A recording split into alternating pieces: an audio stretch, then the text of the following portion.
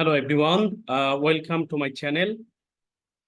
We know there is a four part of ielts, and among them listening is one of the part. Now today we gonna show you the listening part, and please listen carefully and try to answer the questions. And one things that you should one things I'm requesting you to comment in the comment box about your score. So now we're gonna start. Thank you. The test is in four parts, part one, part two, part three, and part four. Now look at part one. Part one. 1. You are going to hear a conversation taking place in the airport. First, you have some time to look at questions 1 to 7.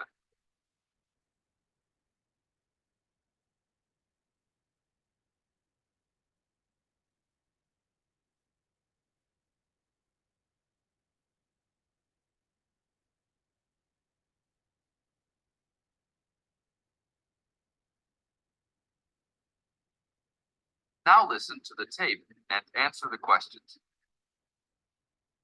Good afternoon. Welcome to Northwest Airlines. How can I help you today? I'd like to check in for the 2 o'clock flight to Nairobi. Okay. Oh, that flight has been moved back to 2:45. Nothing major, just a weather delay that the plane experienced in Casablanca. May I have your name, please? Sure, it's Jim Harkness. Is that Harkness with two S's? Yeah, and that's Jim with one M. Got it. Oh, I see you're connecting from Beijing. You sure are getting around. Yeah, I'm the director of the Worldwide Fund for Nature in Beijing. I'm going to Nairobi for a conference on conservation planning. Fascinating. Will you have any luggage to check in? Yes, one bag, one carry-on, and one laptop. Fine. Put the bag on the scale, please. We are going to fill out customs forms before departure. Can I ask about the contents of your check-in bag? Sure, it's clothing, personal effects, some gifts, and a few books. Thanks. What seating would you prefer, aisle or window? I'd like a window seat, 3 rows back, for those large TV screens if possible. Let me see here. We have 4 rows back. Is that okay? Yeah, I just hate being right in front of those screens. Then I have to watch every dumb movie that comes on.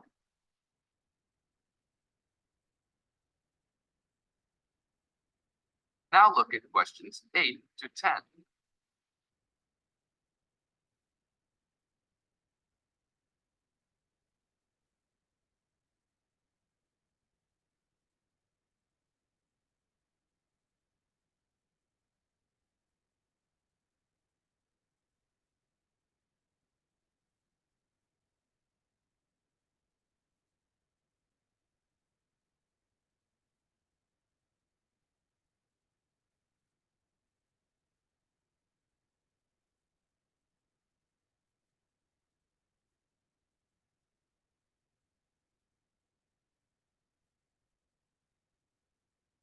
As the talk continues, answer questions 8 to 10. I understand. Is that your carry-on? Yes, I bought it in India last year. It sure is a nice bag. Unfortunately, I think it's too big for the overhead storage compartment.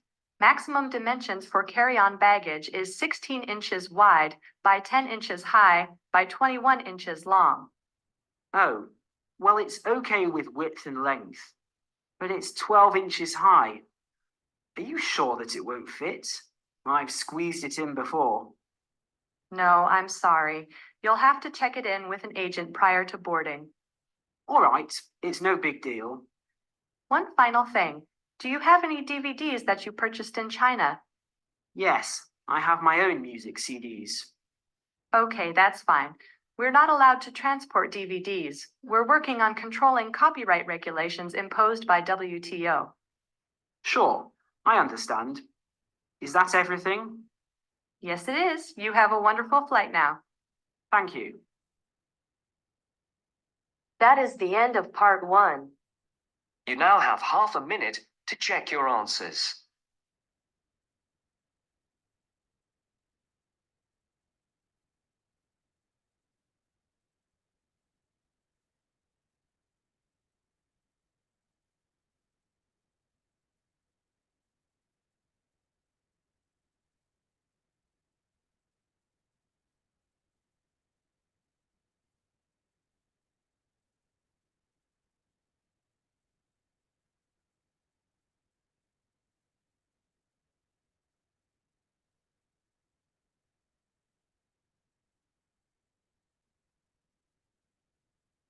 Now turns to part 2. Part 2. You will hear a talk by a tour guide. First, you will have some time to look at questions 11 to 17.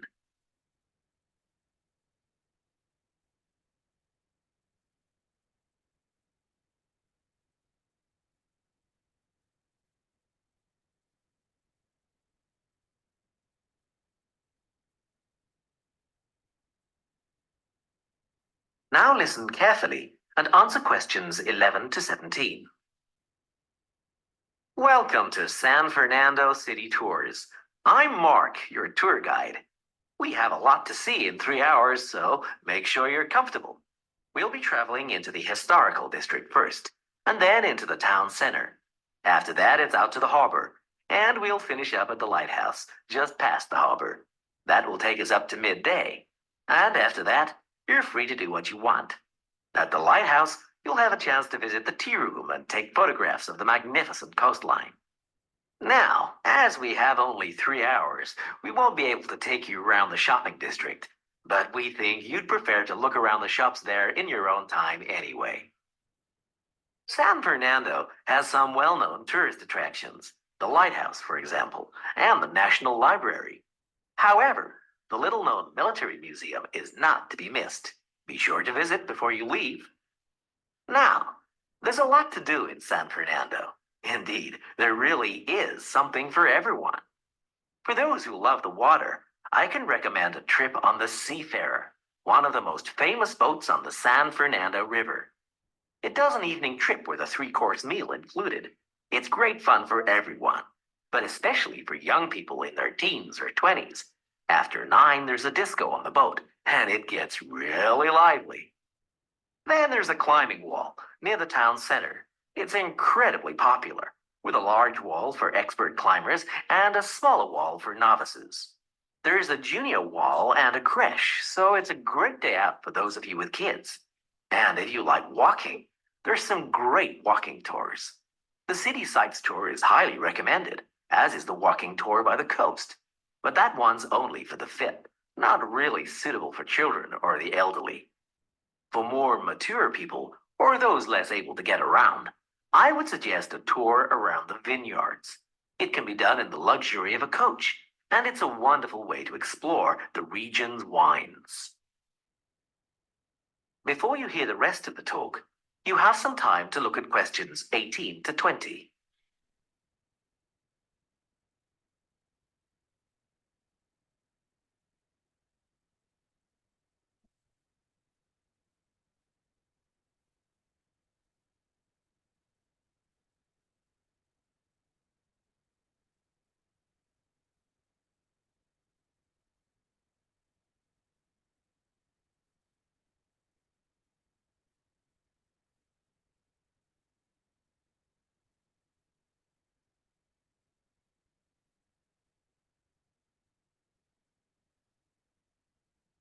Now listen and answer questions 18 to 20.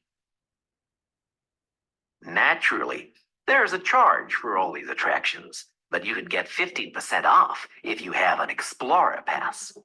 If you don't have a pass but would like one, the driver here has application forms. Just ask him for one and fill it out while on the tour. Then you hand it into the tour office. Normally, it costs $10, but this year it's just $7. When you hand it in, you'll get your picture taken for the card on the spot, and then your card is ready to use. Remember to show it whenever you pay for anything. The discounts apply not just to tourist attractions, but some bars and restaurants. Basically, Everywhere you see a red explorer symbol. Ah, we're coming up to the historical district now. If you like.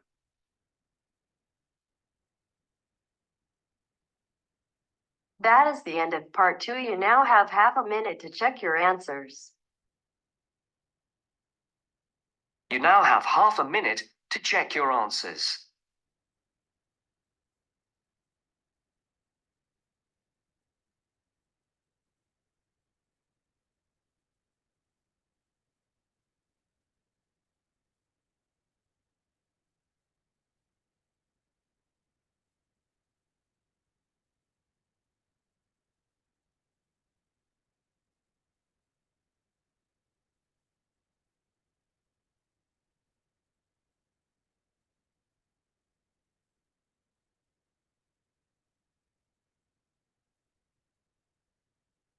Now turns to part 3. Part 3. You'll hear an introduction about the process of producing stamps. First, you have some time to look at questions 21 to 25.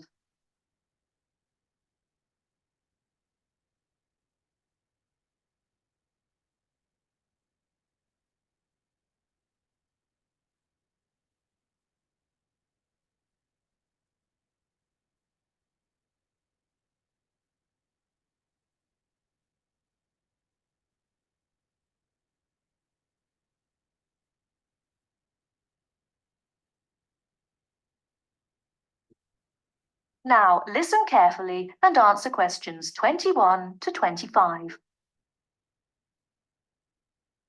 Hello, and welcome to this week's edition of Tell Me More, the program where you ask the questions and we provide the answers. And we've had a wide variety of questions from you this week. And the subject we've picked for you this week, in response to your many letters, is the production of postage stamps. And as usual, we've been doing our homework on the subject. So, who designs the postage stamps that we stick on our letters? Well, in Australia, the design of postage is in the hands of Australia Post.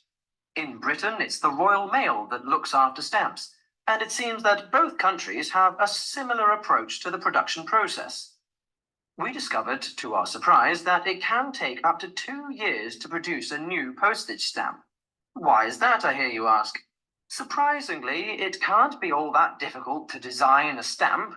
In fact, it isn't, but it seems it's a lengthy business. Firstly, they have to choose the subjects, and this is done with the help of market research. Members of the general public, including families, are surveyed to find out what sorts of things they would like to see on their stamps. They are given a list of possible topics and asked to rank them. A list is then presented to the advisory committee, which meets about once a month. The committee is made up of outside designers, graphic artists, and stamp collectors. If the committee likes the list, it sends it up to the board of directors, which makes the final decision. Then they commission an artist. In Australia, artists are paid $1,500 for a stamp design and a further $800 if the committee actually decides to use the design.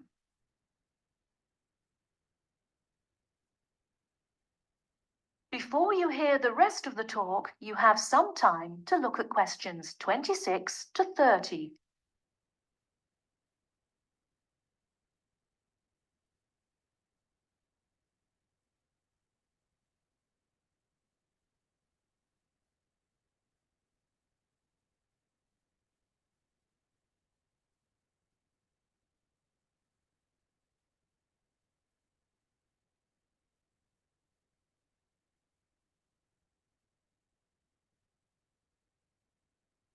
Now listen and answer questions 26 to 30. So there's a possibility that a stamp might be designed, but still never actually go into circulation. So what kind of topics are acceptable? Well, the most important thing is that they must be of national interest. And because a stamp needs to represent the country in some way, characters from books are popular, or you often find national animals and birds. So, of course, the kangaroo is a favourite in Australia. With the notable exception of members of the British royal family stamps, no living people ever appear on Australian or British stamps. Every year, the Royal Mail in Britain receives about 2,000 ideas for stamps, but very few of them are ever used. One favourite topic is kings and queens. For instance, King Henry VIII, famous for his 6 wives, has recently appeared on a British stamp together with a stamp featuring each of his wives. But despite the extensive research which is done before a stamp is produced, it seems it's hard to please everybody. And apparently all sorts of people write to the post office to say that they loved or hated a particular series. The stamp to cause the most concern ever in Australia was a picture of Father Christmas surfing at the beach. And when you consider that the practical function of a stamp is only as a receipt for postage, I think perhaps the importance accorded to stamps has got out of all proportion. Well, that's all for today. If there's a subject you want us to tell you more about, drop us a line at... That is the end of part 3. You now have half a minute to check your answers.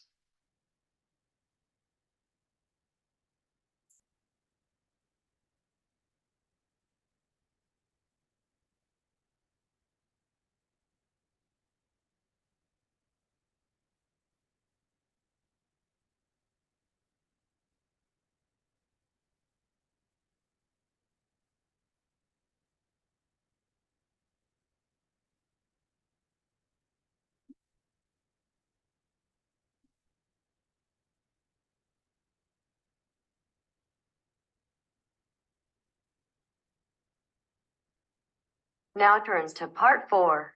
Part 4. Listen to the introduction about Tower Bridge and complete the summary. First, you have some time to look at questions 31 to 40.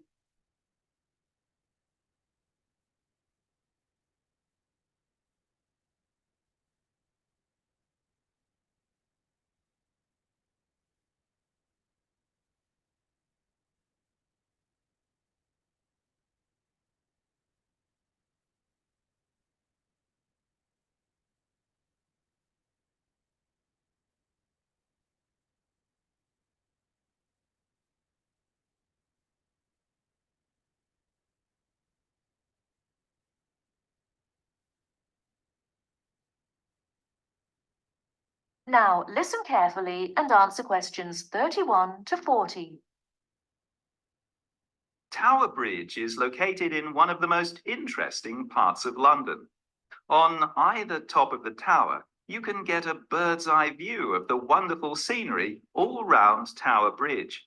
On its south side are many tall old buildings.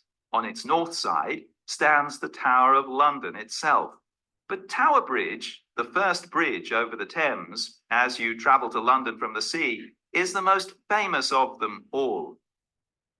Although they look the same age, the tower is almost 1,000 years old, and Tower Bridge, which was built in the 1890s, is just over 100.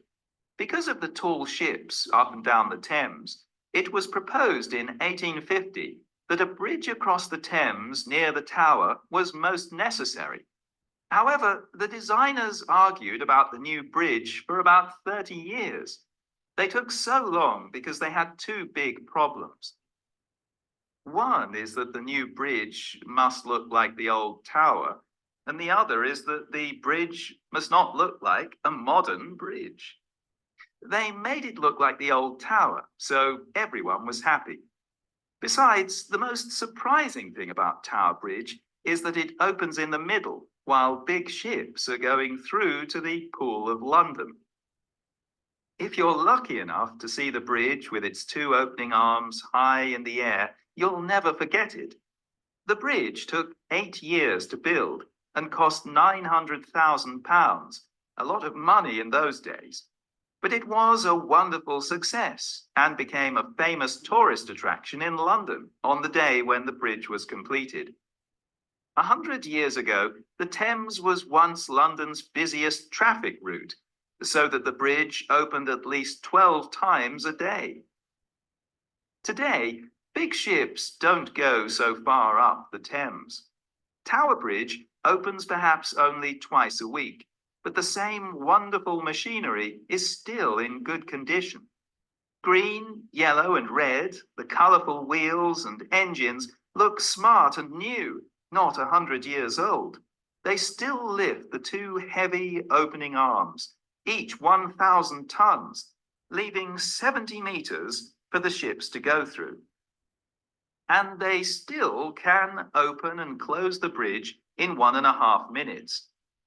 Things are changing greatly now at Tower Bridge. The horses that used to help with pulling have gone, and so have the tugs, for they're no longer necessary. The walkways from one tower to the other at the top of the bridge were closed years ago because so many people jumped off them into the Thames, which is said to open again soon. In addition, the beautiful wheels will be part of a special exhibition for the public to visit. There'll be a restaurant in one of the towers and a pub in the other. But whatever happens in its exciting future, Tower Bridge will always mean London.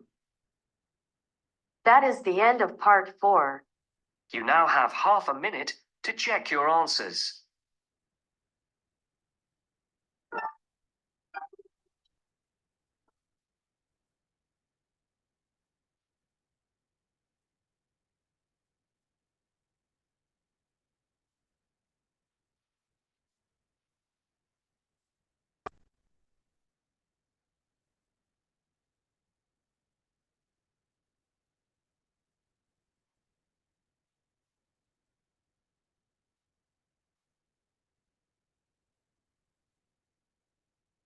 Oh,